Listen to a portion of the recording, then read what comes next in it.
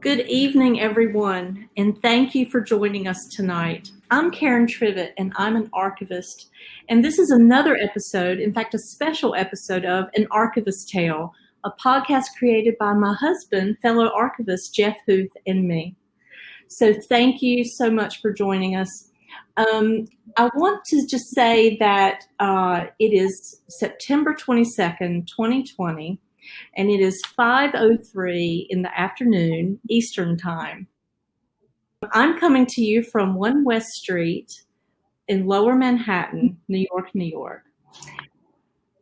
In this special episode, I'm collaborating with the Fashion Institute of Technology's chief storyteller, Alex Joseph. Hi, Joseph. Hi, Alex. Hi, Karen. Hi, everybody. I got the mistake out of the way early. That's okay. People call me Joseph. So today we'll be exploring the life and work of Max Meyer, who was one of FIT's founders, and will soon be celebrated in an exhibition to launch virtually in the next month and physically in 2021. Today's conversation is also a fascinating opportunity to talk about how one scholar uses archival material. I think it's time for our guest to introduce herself. Oh, okay. Thank you, Karen. My name is Lourdes Font. I teach at FIT, and I'm a professor in the History of Art department. I also am the acting chair of the master's program in Fashion and Textile Studies. Welcome, Lourdes. Thank you so much for joining us. Just to give a little bit of background, I want to just say that Max Meyer was born in 1876 in France and came with his family to the U.S. in 1890. He was a fashion buyer, a labor organizer, and one of the founders of the Educational Foundation of the Apparel Industry, which was created to establish and fund the Fashion Institute of Technology. The foundation is now called the FIT Foundation. He was the first chairman of FIT's Board of Trustees, and he served as the college's acting president from 1952 until his death in 1953. Right. I just wanted, I was going to introduce Lourdes, but she's now been introduced. But Lourdes, you've also worked on, you've spoken widely about fashion in a variety of contexts, right? And you contributed to exhibitions at the Cooper Hewitt, and you recently wrote a chapter for the book, The Hidden History of American Fashion, Rediscovering 20th Century Women Designers. So we're really hoping that Lourdes can give us some context for understanding the sketches and also for understanding Meyer, because she also researched Meyer's papers at Cornell University. So we're really lucky to have her today. It's going to be fun. Absolutely. Right. Well, the Max Meyer sketches were a very happy discovery for me many years ago when I was bringing students to visit special collections, and the staff would always pull some highlights of the collection's holdings. And inevitably, there would be a sketch or two from the Max Meyer sketch collection. So I discovered it when I first began teaching at FIT back in the 1990s. But it wasn't until I had an opportunity when I was on sabbatical, a couple of sabbaticals ago, spring 2013, that I had the time to actually delve into the sketches in a major way. And I looked at every single one of the 5,600 and 700 and something sketches. I actually thought it was closer to about 8,000. Really? Well, maybe there's one that you didn't show me, Karen. Well, I thought I went through all of the 48. They were arranged at the time in 48 volumes. I understand that now they've been sort of reorganized so that it's a little easier if you're researching the work of a particular designer. You can access the sketches that way. But I looked at all of them and documented many, many, many of them, and really learned as I went along, and realized what a treasure they were. So that's how I discovered the Max Meyer sketch collection. And it was only afterwards that I became interested, trying to find out more about their context, and discovered more about him as a person, and understood more about how they related to the arc of his life, because he really had three careers. The first being in the fashion industry. And then when he retired in 1929 from this company, a Beller and Company, his second career had already in a way been launched as a labor mediator. And then his third career was towards the very end of his life, I think between between the end of World War II and his death in 1953, he was a kind of elder statesman in the world of New York fashion. And he was a great patron for education in general for people in the fashion industry. He was played a major role in the foundation of FIT, and as Karen said, was the acting president of FIT at the time of his death. But he was also a private banker and investment sort of financial advisor. He lived in Westchester County, I discovered, which is interesting. Oh. I have grown up and lived in Westchester County. He took the same train line that I take to go into the city, and he had towards that last phase of his life, he had an office right near the heart of New York City, of 42nd and Fifth Avenue, 42nd Street and Fifth Avenue. And he worked right up until, that was the other thing that I discovered about him, that he started working from the time he was 14 years old, at least, that we know of, and maybe even earlier, but working in New York City from the age of 14, and really worked up until the end of his life. Made a lot of contributions to the fashion industry and to the country as a whole. And that I didn't really know. I mean, I recognized the value of the sketches to the fashion historian, but I didn't know that much about him until I finished that part of my research on him now. But I want to know what you thought of a very large sketch collection when you first encountered it, when you came to FIT. Well, first of all, I'm not a fashion historian. I am an archivist, and I have loved design since the earliest memory I have is at 2.5 of anything aesthetic or artistic or design centric. And when I came upon these sketches in 2008, I always put it this way. I arrived at FIT a flapper, and once I saw these sketches, I became her mother. And they just are so precious. And I'm going to share with our audience some examples not too long from now, but they're charming. They're accurate. They take on personas in and of themselves. Mm-hmm. They leap off the page, and it's just such a treasure to have them in the collection that I take care of. Mm-hmm. So. Yeah, they really are. I think they really are special. Well, I know, Lourdes, you were early on in my getting to know you 12 years ago. You were very interested in the international aspect of the transfer of intellectual content from Paris to U.S. and U.S. to Paris. And how did these sketches inform that curiosity? Right. The sketches are recording purchases that Max Meyer made during his buying trips to Paris. And in peacetime, for example, after World War I, there were 4 annual trips to Paris. For the 4 different fashion seasons. Today, there are only 2 fashion seasons or 2 couture, sort of haute couture fashion seasons, but at the time there were 4. So 4 times a year, he would spend time traveling to Paris, and he began these buying trips to Paris in 1897 when he was only 21 years old. Oh, he was already a buyer at a Beller and Company. And just to back up a little bit in terms of telling his story, he went to work for the company at the age of 14 as a kind of general errand boy and office boy. And he remembered that his one of his jobs was to sweep the snow off the sidewalk when the boss arrived, to be ready for the boss to enter the building.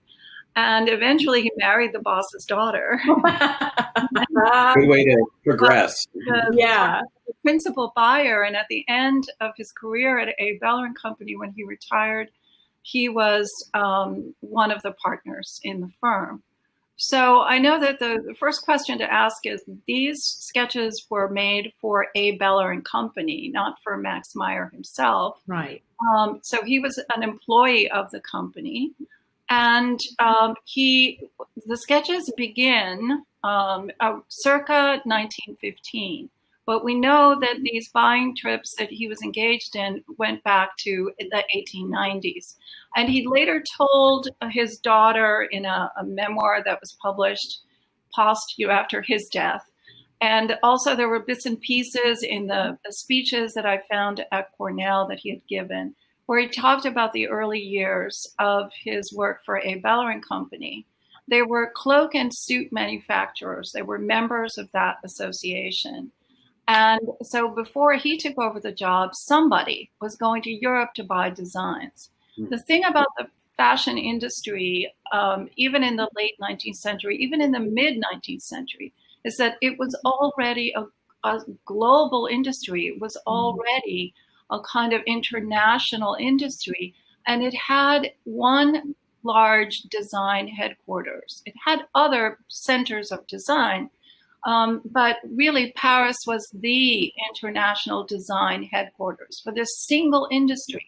And the industry was a cosmopolitan industry, so that at the highest levels of design, the couture houses were not French or even Parisian. They were based in Paris, but many of the heads of these firms were immigrants to France, and they came from all over really the Western world. If you were a really ambitious designer, you wanted to be in Paris because it was there that you had access to the finest materials, the finest workers, and to a government that was structured, a kind of an industry that had support from the national government, and that made it very easy for couture businesses to get started.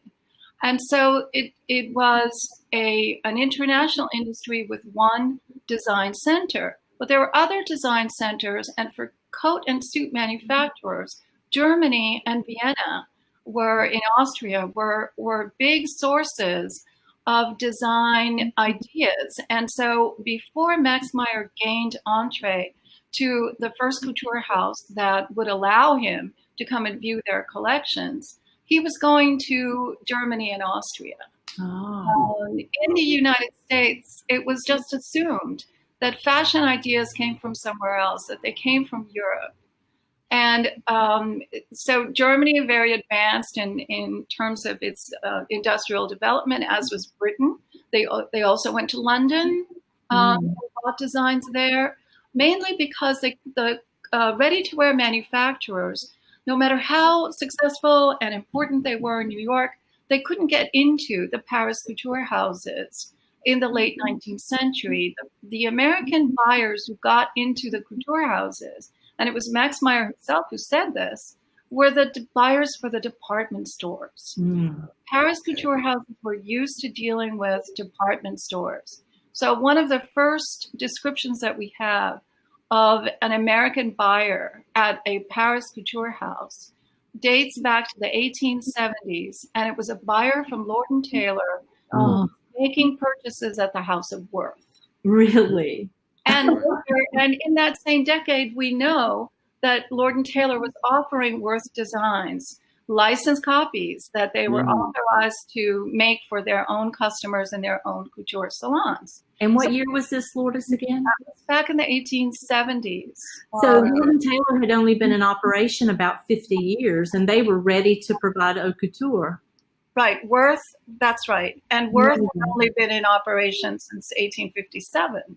Right. So from very early on, they were selling designs and exploiting this international market. That was another reason to go to Paris and sort of set yourself up there as opposed to staying in your home country, is that in Paris you had an international market. Whereas if you stayed in New York, your market was America, or even smaller if you were a sort of a couture business. And of course, we had a large country and a large market. But in other countries, for example, the Netherlands, or even Germany or Austria themselves, they wanted to go to Paris because there they could really make an international name for themselves and gain the most sophisticated clientele. Right. So, so that was the sort of the picture in the 1890s when he was very young. And of course, high fashion came from Paris, but they couldn't get into the couture houses. So he got a buyer from Lord & Taylor to give him a letter of introduction to a couture house that remained one of his favorites forever because it was the first one to let him in. And that was Callot. Oh. And he described arriving quite nervous and not sure of the reception he would get. He even remembered the name of the salesperson that he dealt with, someone named Madame Lucette. And she looked very haughty and he was a bit frosty until he started speaking French. And the reason he spoke French and spoke it so well is because he had been born in what was at the time French Alsace. And after actually, by the time he was born, it was no longer French Alsace because the Franco-Prussian War had happened. And so 6 years before Max was born, this province, this easternmost province of France, Alsace, had been taken over by Germany.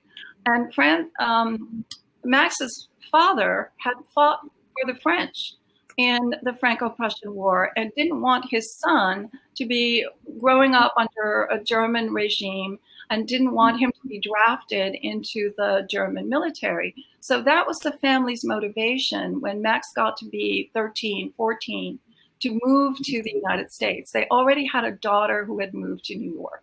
Oh. So, but they came to the U.S. as immigrants. Every member of the family had to work to support the family. So basically his education stopped at that point. And that is something that turned out to be a very important factor in his life. But he found himself back in Europe. French was his native language. So as soon as he was able to speak French, suddenly the doors were open to him. And he said that he thought he was the first American ready-to-wear manufacturer to gain entree to the Paris couture houses. After that, it became easier for other American buyers to join this kind of international marketplace and buy from the Paris couture houses directly. And so the sketch collection kicks in a few years later, ironically, during World War I, when it became really dangerous for this international sort of crowd of buyers to gather in Paris. Crossing the ocean was dangerous. One of another American buyer was also a top buyer and very well known, also named Max Schwartz. He lost his life aboard the Lusitania that was torpedoed by the Germans. So his company went on, after him, but it was quite a risky thing to do. And the number of buyers that had been making the trip 4 times a year before World War I began plummeted. There were about 200 buyers before the war began. And then afterward, the number went down to about 50. Oh, wow. But Max Meyer was one of them. And so we have the sketches to sort of testify to that. Amazing. Can I ask a question? You said that the buyers would go to Paris and they would buy a sketch essentially, and they would what were they getting? Like what is a licensed copy? I'm not sure that. Yeah, I don't have all the answers yet. Only some speculation. I don't think the couture houses were selling the sketches. I think the couture houses we know from the time of Worth were selling 3 different things. You could buy an entire original, Paris original, the actual garment made in the workrooms with, all the trimmings and so on. That was at the highest price, and you would be purchasing the right to copy it when you returned home. Another level that was less expensive was to buy a muslin version of it, a toile version of that Paris original. And they would give you some information about what kinds of fabrics to use and trimmings and buttons and so on. But it was less expensive than buying the actual garment, the completed garment. And then the third thing that you could buy was a paper pattern of that garment. So we don't know what Max was actually buying, but we know that the sketches were made after his purchases. And they were commissioned for A. Beller and Company by middlemen who in French were called commissionnaires. They still existed even in the 1950s. After a buyer left town, they had the record of all of that buyer's purchases. And they would be able to get those sketches made because the sketches, in addition to whatever it was that the buyer had purchased, the actual garment, the toile version of the garment, or a paper pattern, the sketches were critical sort of conveyors of information. And we can see that just by looking at them. They always have a frontal view, sometimes a 3/4 view, which actually shows you more than a frontal view. And then a very schematic, smaller scale back view so that you could see what the garment or outfit looked like from all angles. And the sketch artists worked for firms, I think, that were located in Paris that drew upon this constant supply of artists who needed work and experienced fashion illustrators that were always there. Some of them were art students, some of them were older and, sort of specialized and made a career out of working, doing this kind of work. But this explains why the sketches vary so much in style. They weren't certainly not made by the same artist. What I don't know is how did the sketch artist come into contact with what they were sketching? Did they go to the couture house and sketch the garment that the buyer had purchased on the spot? Well, that's really what I suspect.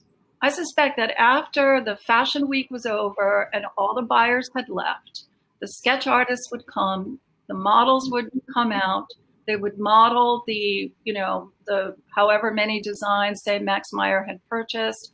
He had to, in most of the couture houses, made you sign a contract requiring a minimum number of designs that you would purchase so that you wouldn't be admitted into the fashion show unless you agreed to buy at least 2 or 3 designs. So when he goes to a couture house, if he doesn't particularly like the collection, he'll only buy 2 or 3. He'll only buy the minimum that he's required to buy. If he really likes the couture house, he'll buy 7, 8, 10, 12 designs. And then after he leaves town, the sketch artist is sent to sketch the outfit. And that's how sometimes we find portraits in these sketches. It's rare, but I can think of one example. There's one from Louise Boumanche, a Louise Boumanche collection, that is a portrait of Louise Boumanche. Oh, really? So, I mean, if you compare it to photographs and paintings that show Louise Boumanche, you realize that's her. Wow. So she was modeling that for the amazing. I'm absolutely sure that the artist saw what he was sketching in front of his eyes. The other possibility, of course, is that the couture houses would send their models to these sketch houses. But that sounds kind of too risky because every time a couture prototype leaves home, the couture house's home, it risks getting, damaged or torn, or it's just, it doesn't make much sense to me. I think the artist would go to the couture house. And then the sketches would be packaged by the commissionnaire, and they arrived in New York. And that's when they acquire some of the notations that they have. So some of them don't have any notations. They're not identified as coming from a particular couture house, but others are. And it's possible to identify the others if you look at them in sequence in the original order where they were in, volumes. You could just flip through them and see, okay, this one is identified as coming from Lanvin, but the next three must come from Lanvin too, because they have details that, details of embroidery or some sort of a woven pattern that it's evident that this is from the same Lanvin collection.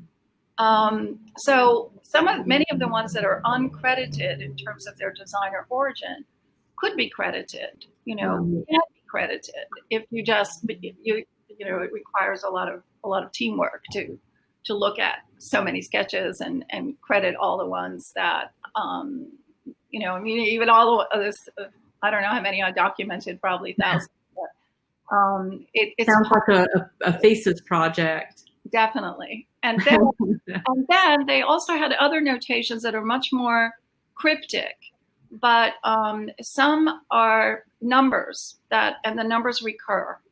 And they suggest, my guess is maybe those numbers correspond to a particular fabric that was stocked at A. Beller, say, a navy blue wool gabardine, a sort of stock fabric that you would use to make a suit, or different the code that the numbers correspond to a code that identifies materials.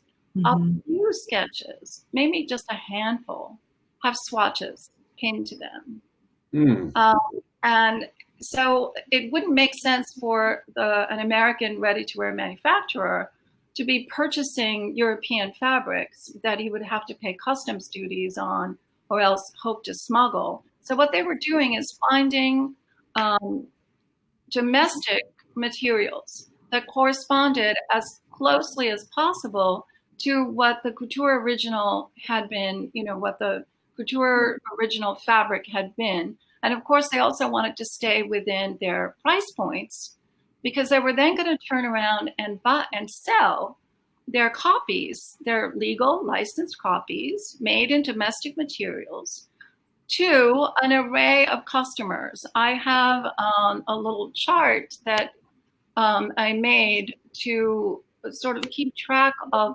who Meyer's, they're out of the sketches, the over 5,000 sketches, maybe as many as 8,000 sketches. There were approximately 2,100 that date to the World War I years. So starting around spring 1915 and then going to the spring, I extended the war to like spring 1919 since it didn't end until the very end of 1918. And out of those 2,000 sketches, there were designer credits on them from 35 different couture houses. And then the customers included 20 different New York retailers and couturiers. So B. Altman, Lord & Taylor, Henry Bendel, Bergdorf Goodman, Bonwit Teller, Franklin Simon, which is a very well-known department store at the time, Gimbel's, John Wanamaker, and Marshall Field in Chicago. They were all customers of A. Beller and Company. They would have bought A. Beller and Company manufactured licensed Paris copies. The label that the ultimate customer who shops in those stores would see on the garment would be the department store's label.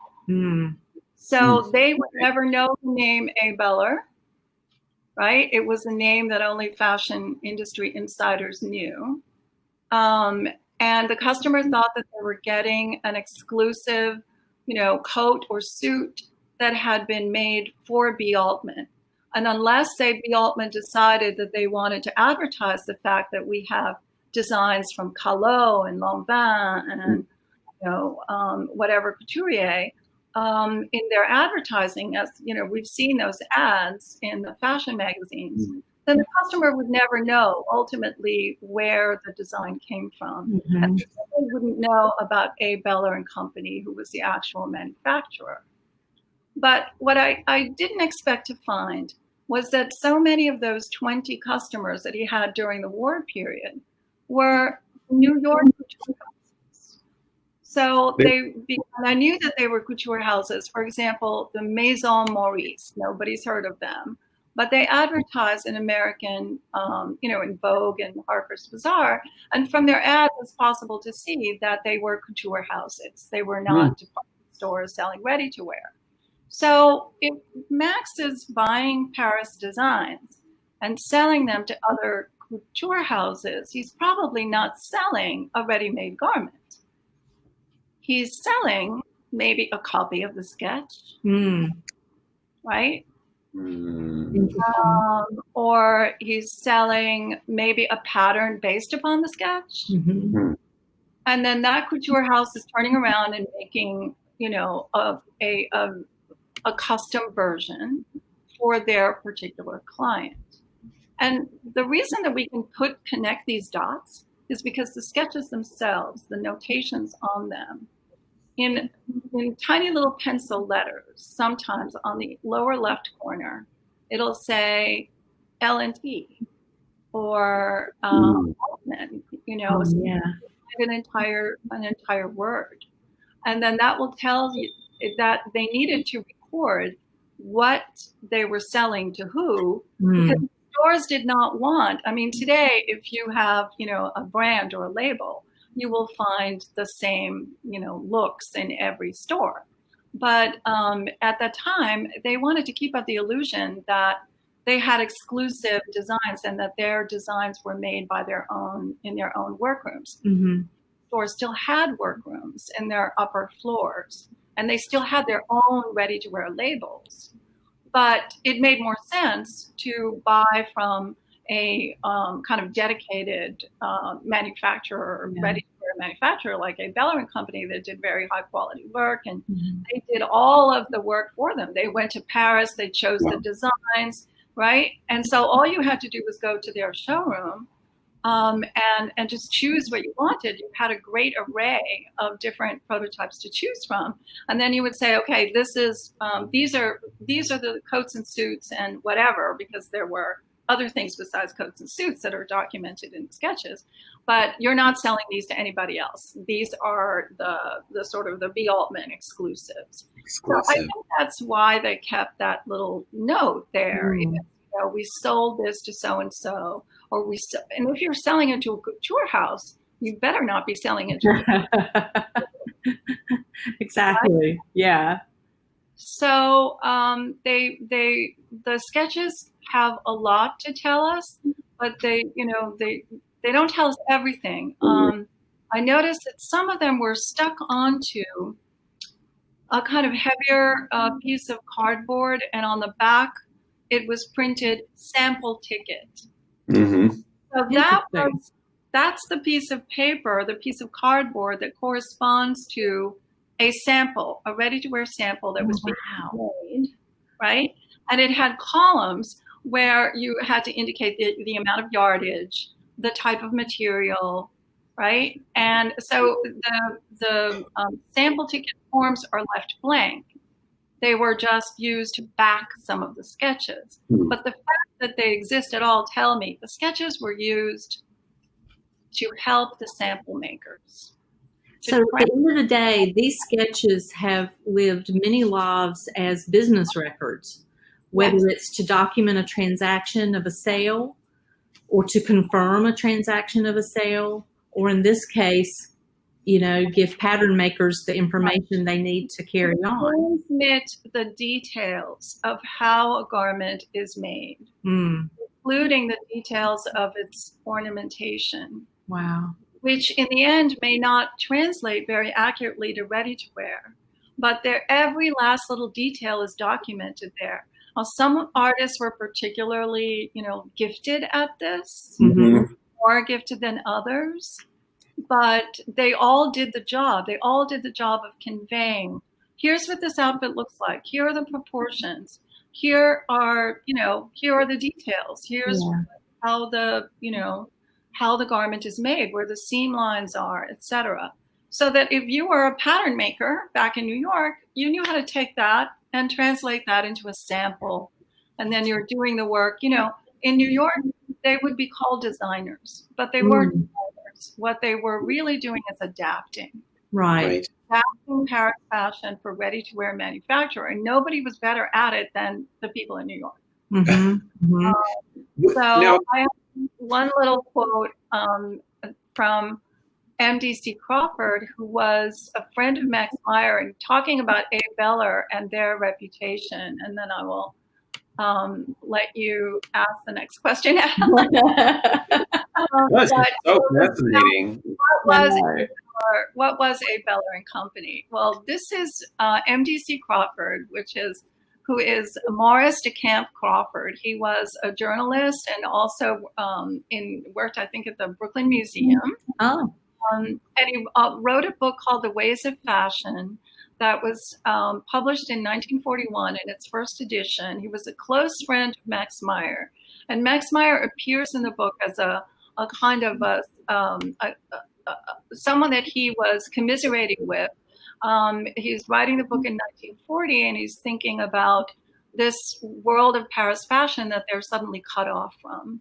And of course, they had many personal ties to all the people that worked in the couture houses, and they were extremely distressed, to see the German occupation happen and not knowing, how was the industry going to be affected by this.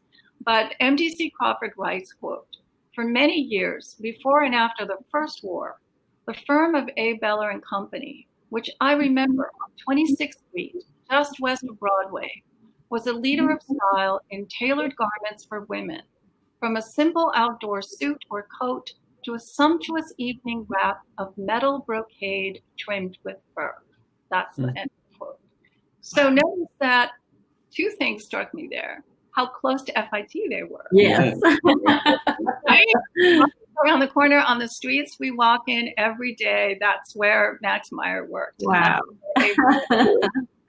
And that he emphasizes that they weren't just known for their coats and suits, that they also had evening coats, evening wraps, because that was something else that the sketches record.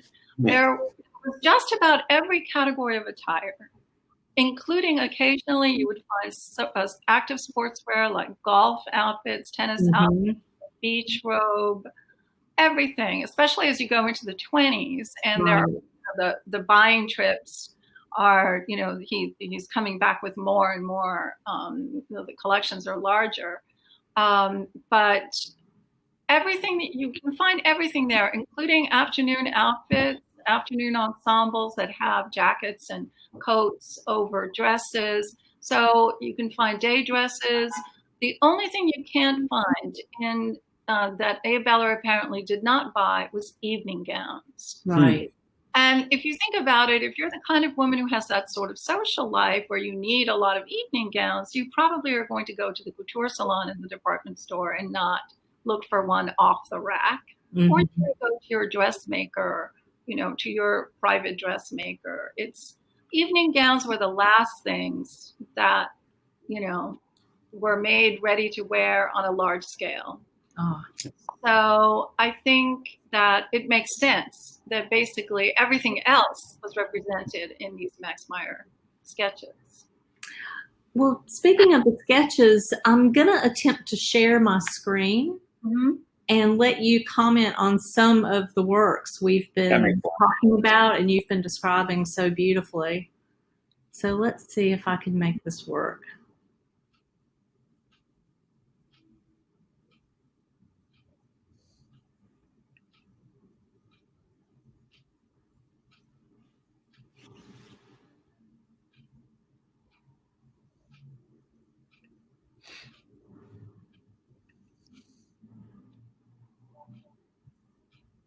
Sorry, this is taking a bit more time. It's fine. I've been teaching remotely now. 2 months. This is routine.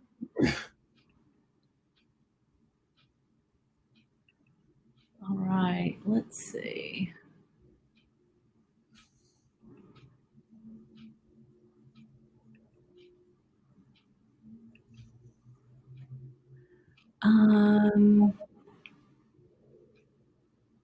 It is not cooperating, but I'm going to keep going. Can I ask a quick question, actually? Maybe Lourdes can chat about this while you're sorting that out, and if this doesn't get answered right away, that's okay. I think that I don't know exactly what questions the viewers might have, but one thing I think that is very hard for people who don't know this field very well to truly understand is just how really indebted even maybe we're going to good. keep talking, Alex. Just how really indebted the New York and the Americans really were to Paris for style. And so I'm still wondering. I understand if you go to Lord and Taylor in the 1890s or right around World War I, and you see these ads that say Charles Frederick Worth for Lord and Taylor. Is that what it would say? I mean, or if you were at a couture, what about a couture house? I mean, would it say Jean Lanvin for Hattie Carnegie? I mean, that seems, how would the value of that Paris connection be communicated to the consumer? Right. I think that it was understood, by women who followed fashion and who read the fashion magazines that, covered Paris fashion as if it were the only fashion. I mean, they had issues devoted to American fashion, but as I show my students, when you dig deeper into those American sort of New York fashion issues, you find that the original designs are being copied, and the magazine is telling you, this is Vionnet to order at Altman's. This is so-and-so, Louise Boumanche to order at Bergdorf Goodman. That those were Paris couture designs that were being translated into ready-to-wear by companies like A. Beller. And after A. Beller went out of business, many other ready-to-wear manufacturers, of course, continued. And that the department stores that had couture salons were making their own buying trips, and some were buying indirectly from people like Max Meyer, particularly during the World War I years when you wouldn't want to take the risk yourself if you didn't have to. But the customer knew that the fashion they were paying for was ultimately coming from Paris, and in fact, they demanded it. What they may not have known is this from Lanvin, or is this from Callot, or is this Molyneux, or is this Chanel, or what? Sometimes a fashion magazine will tell you, and that suggests that the customer would know. If Bergdorf Goodman, for example, they send their buyer, Ethel Franco, another really important person that we could talk about because of the Bergdorf Goodman sketch collection and special collections. Mm-hmm. But she would come back and she would assemble, or Hattie Carnegie would do the same. She will assemble a Hattie Carnegie collection or a Bergdorf collection that comes from maybe 20 different couture houses with a handful of designs coming from each. And then you get those prototypes, whatever it is you're buying, or a very, very detailed sketch that comes to you a few weeks later. And you turn that over to your people who are skilled adapters, and they will not only make couture copies that will be, you'll be able to stage a Hattie Carnegie fashion show, and then it will be up to you.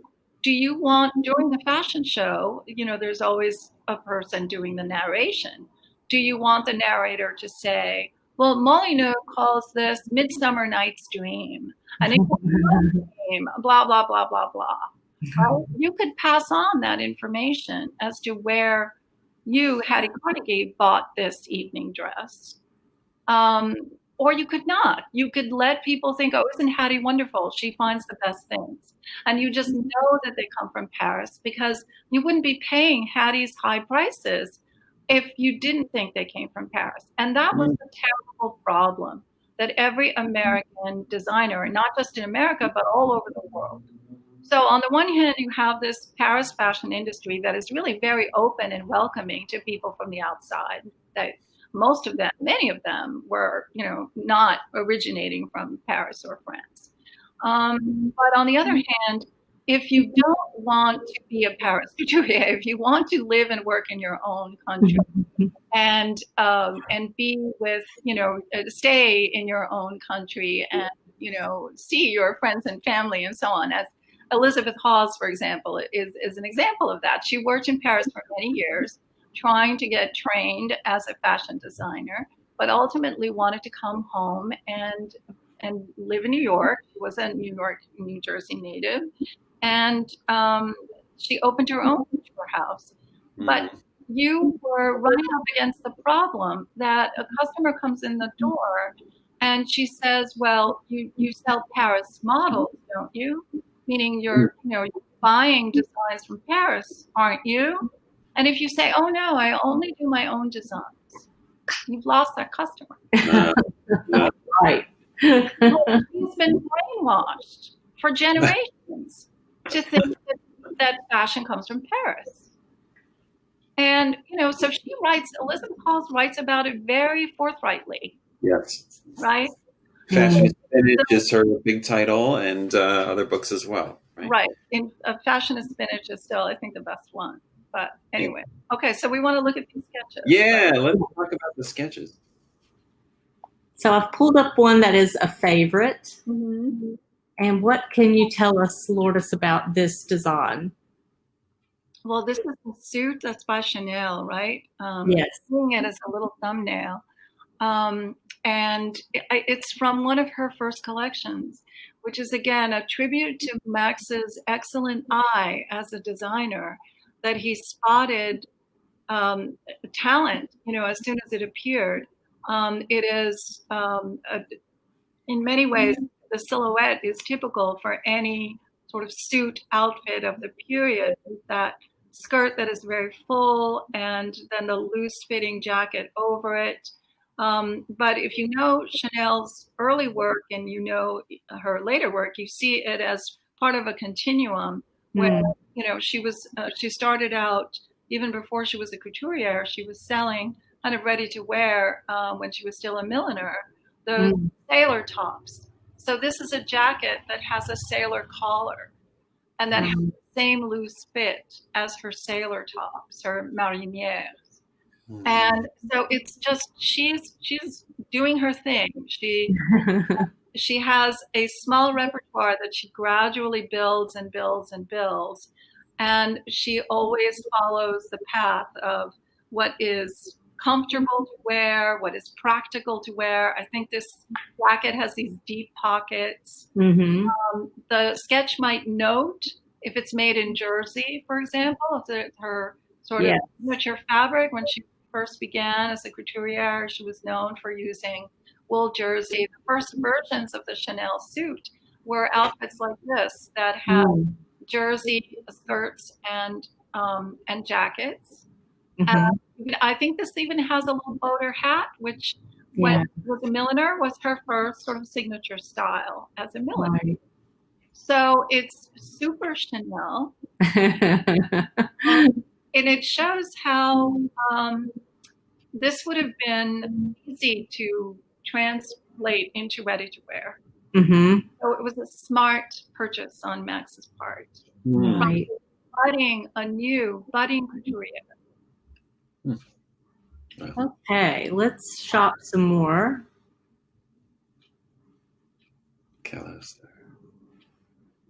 Okay, let me see. That looks like an evening coat, right? Yes. So this is typical of all the sketches that show the back view as well, so that you can, if you didn't have that back view, then you wouldn't know that there was that sort of that bow feature at the center back. Right. And the sketch shows, again, a very loose-fitting garment that would be easy to make for ready-to-wear because it wouldn't, you might be able to make it in just a small range of sizes, adjusting really for the length so that you'd get the right proportion of the length of the sleeve and the length of the coat in relation to the outfit underneath it. But it lends itself to ready-to-wear because of its loose fit. So, and is the designer identified there? It's Cayosa. Okay, so that was, again, one of his top favorite couture houses where he would buy the most consistently into the 1920s because, they were a top couture house, but also because of that early personal connection that he felt with them. Right. So let's see what else we have here. I was going to go to a slightly, oh, this is a good one.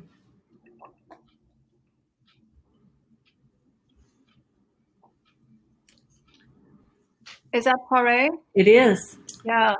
One of the interesting things that I realized when I was looking at these sketches back in 2013 is that we're not quite sure. Most of the books on Poiret, including the exhibition catalog, that was done from the big Poiret retrospective, I think 2007 or 2008, it's a bit unclear as to when he comes back to work during World War I. Because he was one of the first couturiers, sort of, who was called up to the military. And you see photographs of him in the fashion press wearing his military uniform that he designed and made for himself. But World War I was such a funny war with the frontier, or the battleground was relatively close to Paris, and that was the reason for the panic of the fashion industry, not knowing whether Paris was going to fall, whether it was going to be occupied by the Germans at any moment. But it meant the fact that the battleground was so close meant that you could actually come back and design a collection for a couple of weeks, get a couple of weeks leave, and then return and go back to the front lines. So we know that some couturiers did in fact do this, that it was an important industry for the French. They wanted to keep it going, so they would get permission to take a few weeks off, design, and sort of get your collection launched. Wow. And then come back. So think about what a psychological trauma that must have been. 1 minute you're in a trench in World War I, and the next minute you're in a Paris couture house. But the sketches tell us that Poiret started, or rather that his couture house opened up. Whether he himself was personally responsible for all the designs in 1917. That's when we see sketches again. So I think this might be one of those early ones, 1918 maybe? I have circa 1920, but I'll bet you're correct. Well, I mean, the silhouette is going to be straight and kind of, one of the last silhouettes during the World War I period that you start to see as early as 1917 is called the barrel. Oh, right. Okay. Wide and what a barrel shape. So this is kind of a barrel shaped coat, and it could be right around that time of the end of the war. Sure. But it's earlier than we expect to see that there's activity at the House of Poiret again, because we start to see some designs that Max Meyer purchased before the end of the war. Right. So I think I'll stop sharing now so we can dive back into a few questions. Lourdes, I remember you saying to me, and you just said it again, that Meyer was a very good buyer. He was really good at his job. And some evidence of that is that we know that he chose some of the really top designers and their names. But I mean, A, are there other reasons why you think he was a good buyer? And B, why, do you have any sense of what, is it just a sense of fashion that some people have and some people don't? What kind of allowed him, or what led him to have this ability? Well, I think it's the same talent that journalists have. And since journalists and buyers at the time especially were often working in tandem, the New York journalists knew what the buyers were buying. And that meant that they knew what they should represent, what they should illustrate or photograph for their customers, because they had to know what their customers could find in the stores and in the couture salons. So they kept track of what the buyers were buying. And I think that both of these sectors of the fashion industry developed very keen eyes through experience, knowing what would work especially for their clientele back in New York. So, I mean, overwhelmingly, A. Beller's customers are New York retailers and New York couturiers. So they're buying with the New York woman in mind. Mm-hmm. Right. And the fashion magazines, of course, are based in New York. New York is the capital of American fashion. So they're looking for what will work for their customers, both their lifestyles as well as their tastes. Right. And I think it just comes with experience over time. You not only see what you're being sort of presented with in the Paris collections, but you also see what your customers are wearing back home, right? Yeah. What they like, what they wear. Mm-hmm. Right. So it's this constant conflict. And I don't know. All I can tell is that, you know, by the time I start to wonder, well, it's 1922, 1923, you know, the one designer I don't see that I know, you know, with hindsight, obviously is incredibly important in fashion history. And I'm not seeing it in the Max Meyer sketches. I wasn't seeing any Vionnet. And then suddenly in 1925, he's buying 8, 10, 12 designs.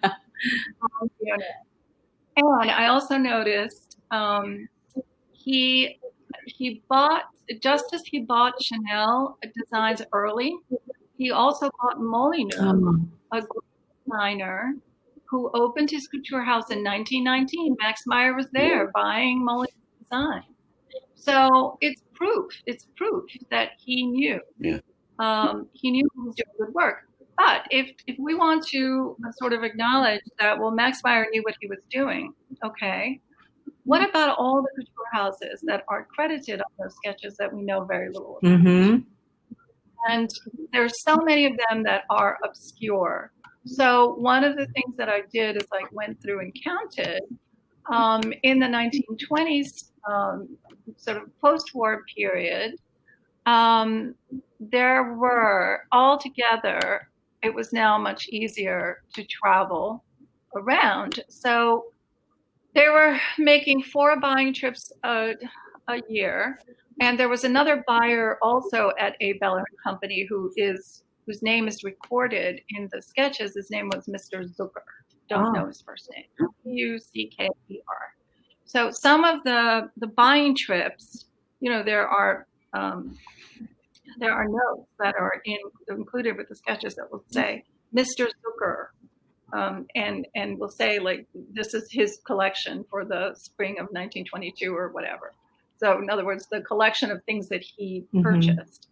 I guess maybe Max was tired of having to, you know, travel quite so much, or maybe, you know, was sharing the workload.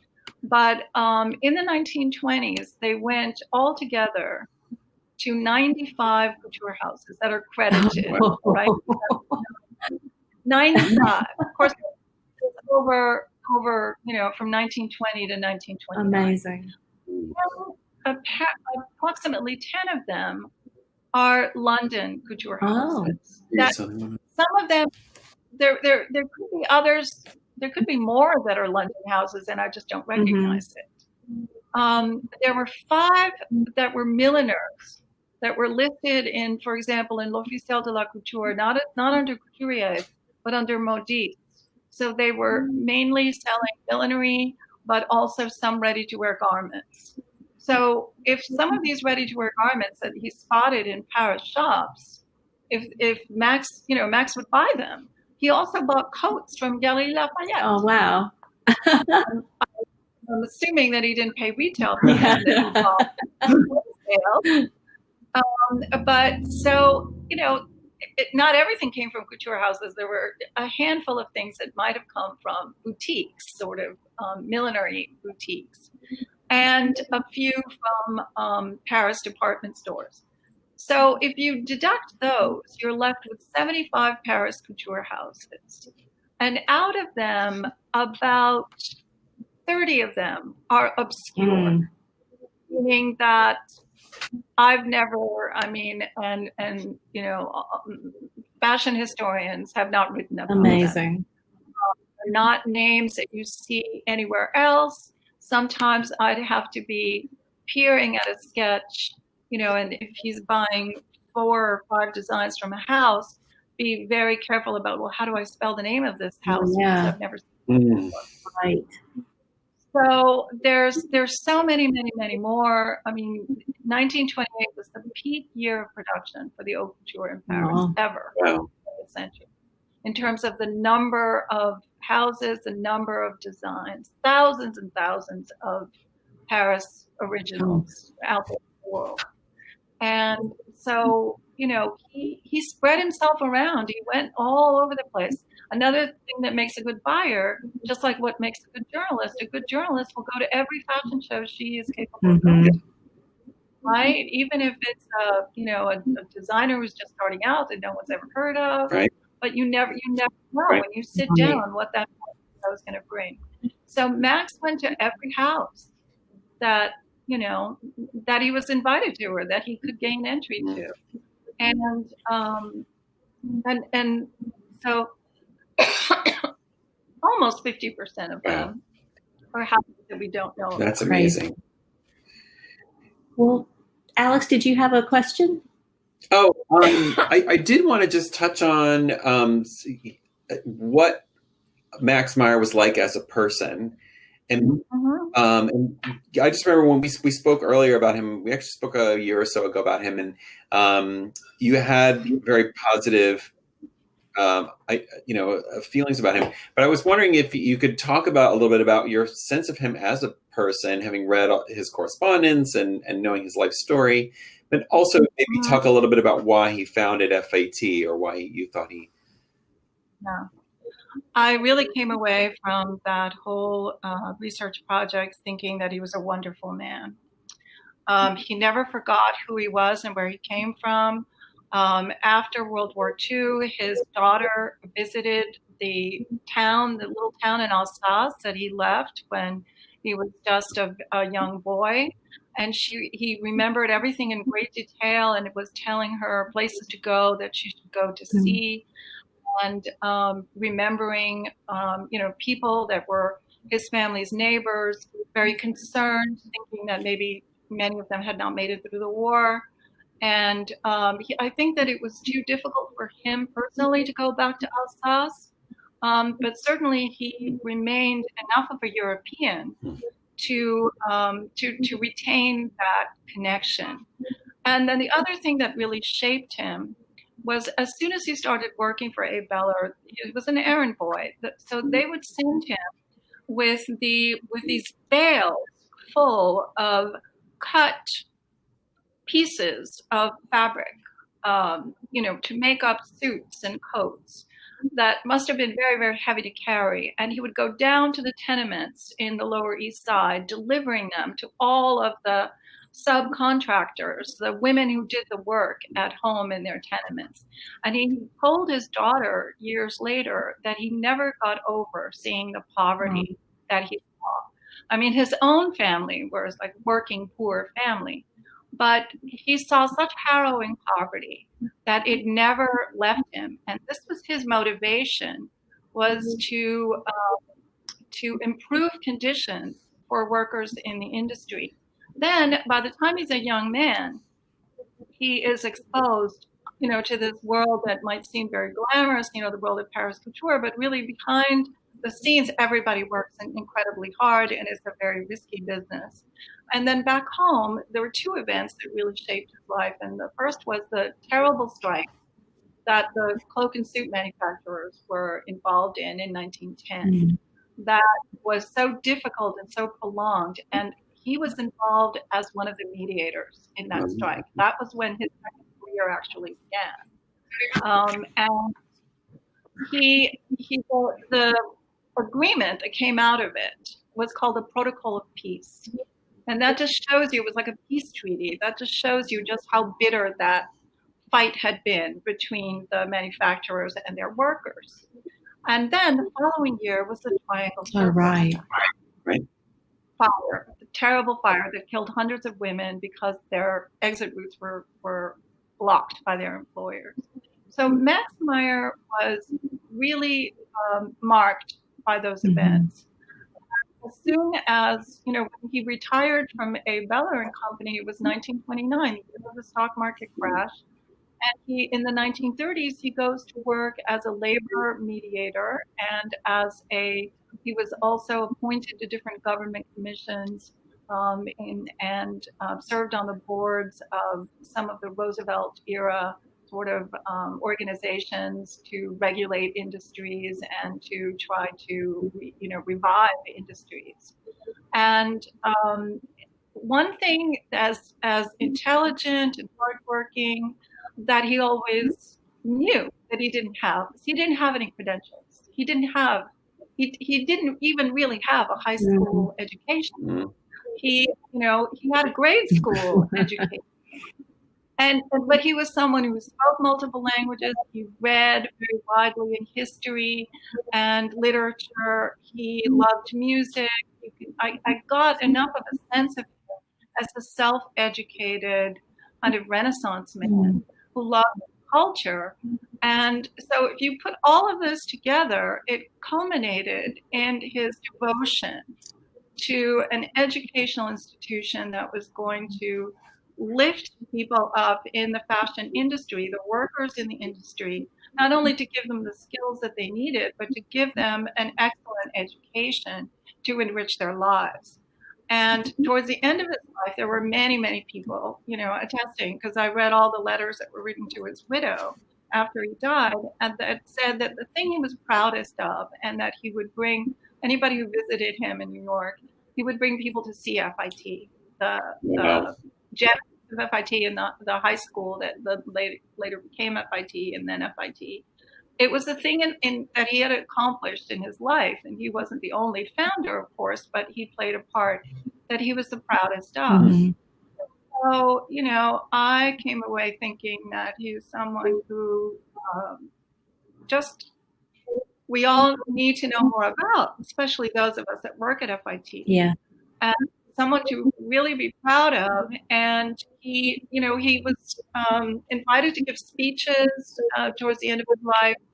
And as I was doing this research, and then later I went back to Cornell to give a talk there, and I was struck by something that Max said in one of his speeches later in his life. And the speech was titled "Recollections of a Foreign-Born American Citizen." And this is the last paragraph of that speech. And the climate that I was, particularly struck me, the climate that was going on at the time and still is ongoing, is this rhetoric of attacking immigrants and of being afraid of immigration and thinking of immigration as something that is bad for the country. And of course, Max Meyer was an immigrant, like so many who built the fashion industry. So this is the last paragraph of his speech. The promise of America, which Thomas Jefferson so nobly expressed in the Declaration of Independence, has not yet been fully realized. Like every true ideal, it is an end to strive toward, which ennobles the effort even when the end itself is not attained. Generations of immigrants have been drawn to America by this ideal. Generations of immigrants and their descendants have worked for its fulfillment. It is the nature of this ideal that it cannot be won once for all and quietly forgotten in safety, but can be possessed only by a people that constantly strives to hold and to enrich it. The latest comers in every generation have a special obligation to invigorate and to enrich the spiritual values of our country. And then his signature. Oh, wow. Not bad for a 14-year-old, uneducated boy. Yeah, seriously. Indeed. Wow. Oh my gosh. Well, I can't think we can top that. I mean, that's pretty awesome. Yeah. So this, I didn't expect to find such an admirable person. Was behind those sketches, but that's what I found. Interesting. I Wow, love how you brought them to life and to light. Yeah, absolutely. All that contextual information. I think from having shown some of the examples, people can see how they are very lively but your commentary tonight has just really enriched, I think, everyone's experience with them. And I can't thank you enough, Lourdes. Oh, well, thank you very much. I'm very happy to have been able, to have the opportunity to talk about him. And I really look forward to the exhibition online and in person. Yes, ma'am. And thank you, Alex, for joining us tonight as well. And for all you listeners and viewers, thank you for tuning in. This has been another episode of An Archivist's Tale. And in this case, the user of Archive's Tale. And we really appreciate your interest and look forward to engaging you again in the near future. And I'll just ask Alex and Lourdes if before I, or rather after I stop recording, if you'll just stay on for just a bit. Sure. Okay. Great. Thank you all. Okay. Thank you, Alex. Let's see, where do I go? Good.